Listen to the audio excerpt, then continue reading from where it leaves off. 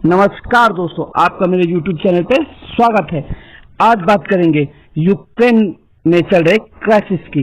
अगर अभी भी आपने मेरे YouTube चैनल सब्सक्राइब नहीं किया है तो प्लीज सब्सक्राइब कर लीजिए।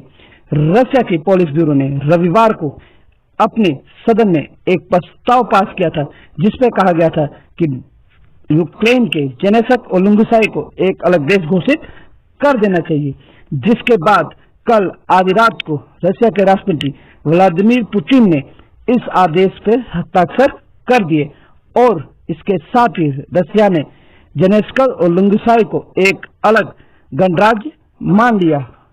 इसके साथ ही अगर कहा जाए तो यूक्रेन के राष्ट्रपति व्लादिमीर ज़ेलेंस्की ने व्हाइट हाउस पे फोन किया और अमेरिका के राष्ट्रपति जो बाइडेन से करीब 2 घंटे इस पे डिटेल में बात हुई है।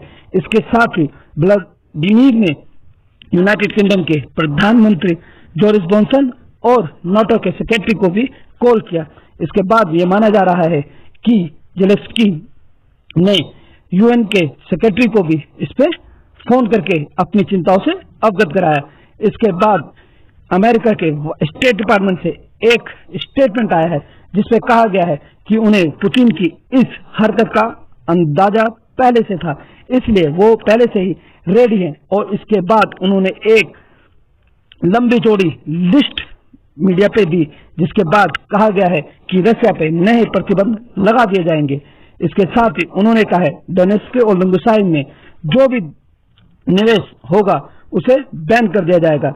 अमेरिका वहां पे किसी भी कंपनी या किसी भी प्रकार की कार्य में कोई भी निवेश नहीं करेगा। साथ ही उन्होंने यह भी कहा है कि अमेरिका ईयू और अन्य नाटो देशों में उन 2 राज्यों से बनने वाले सामान को भी बैन कर दिया जाएगा।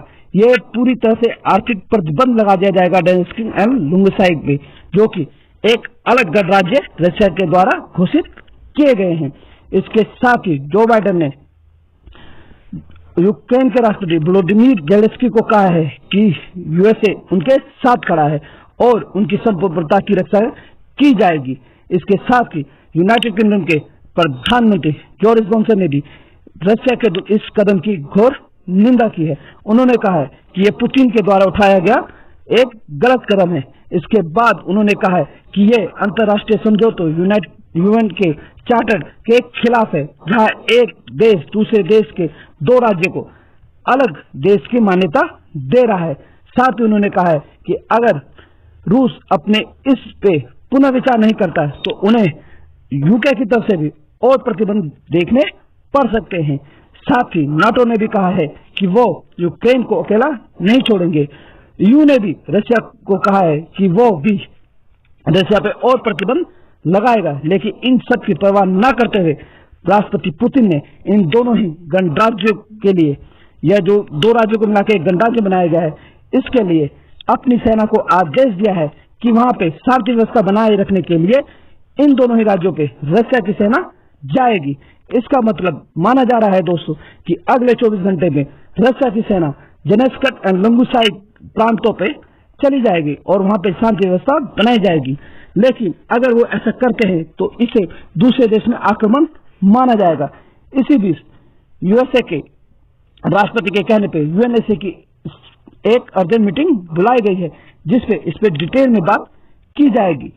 साथ ही फ्रांस के राष्ट्रपति मैक्रोन और चांसलर जो कि जर्मनी के, उन्होंने भी जो बाइडेन से बात की है। ये दोनों ही नेता करीब पिछले 1 हफ्ते से मॉस्को का दौरा भी कर चुके हैं और पुतिन से कई बार इनकी बातचीत हो चुकी है। उन्होंने भी इस बार पुतिन को कहा है कि वो अपने इस आदेश पे पुनर्विचार करे। वहीं भारत ने भी कहा है कि यहाँ पे आम लोगों की जो जिंदगी है उनके सवाल है, क्योंकि अगर युद्ध होता है तो आम लोगों को ज्यादा नुकसान होगा, इसलिए इस पूरे मामले को बातचीत से निपटाना चाहिए। लेकिन अगर बात करें रशिया की तो वो लगता नहीं है कि वो इस पे बैकफुट आना चाहता है। तो अगर इस विवाद को माना जाए तो विवाद शुरू हुआ था दोस्तों यूक्रेन के नाटो पे जाने के लिए। तब यूक्रेन और रशिया, जब यूक्रेन आजाद हुआ था 1990 पे यूएसएसआर के विखंडन में, तब एक समझौता हुआ था कि यूएसएसआर से जितने भी देश अलग हो रहे हैं वो कभी भी किसी भी सैन्य संगठन का हिस्सा नहीं होंगे। लेकिन यूक्रेन नाटो पे जाना चाहता है। इसके बाद उसने वो समझौता तोड़ दिया। तो यहीं पे राष्ट्रपति पुतिन ने दाव चल दिया है। उन्होंने जो किया है, उन्होंने उस समझौते को आगे तोड़ते हुए यूक्रेन के 2 हिस्से कर दिए हैं। अगर अब यूक्रेन नाटो का सदस्य बनता है तो ये 2 राज्य जो हैं वो एक अलग देश घोषित कर दिए गए हैं। और अगर वो नहीं बनता है तो जो रशिया पहले से कह रहा है कि उसके जो पड़ोसी देश हैं उनमें से कोई भी नाटो का सदस्य नहीं बनेगा तो वो माना जाएगा। और अगर यूएसए यहाँ पे किसी भी हिसाब का सैन्य कार्रवाई करता है तो इसे विश्व युद्ध शुरू होना लगभग तय होगा। लेकिन अभी भी फ्रांस और जर्मनी ये नहीं चाहते कि उनके देश पे लड़ाई हो और रशिया की सेना यूरोप पे आक्रमण करे। इसलिए इस कदम के बाद भी सिर्फ यही माना जाता है कि यू और यूएसए सिर्फ और सिर्फ रशिया पे और प्रतिबंध लगाएंगे और इतने प्रतिबंध लगाएंगे कि रशिया की सरकार थोड़ा बैकफुट पे जाए। लेकिन यहाँ पे पुतिन बैकफुट पे जाने को तैयार नहीं है, क्योंकि उन्हें भी पता है कि इससे ज्यादा सैन्य रूप पे यूरोप आज की डेट पे कमजोर है और अमेरिका के पास इतनी सेना यूरोप पे नहीं है कि वो रशिया का सामना कर सके। तो देखते हैं दोस्तों इस पे आगे क्या होगा।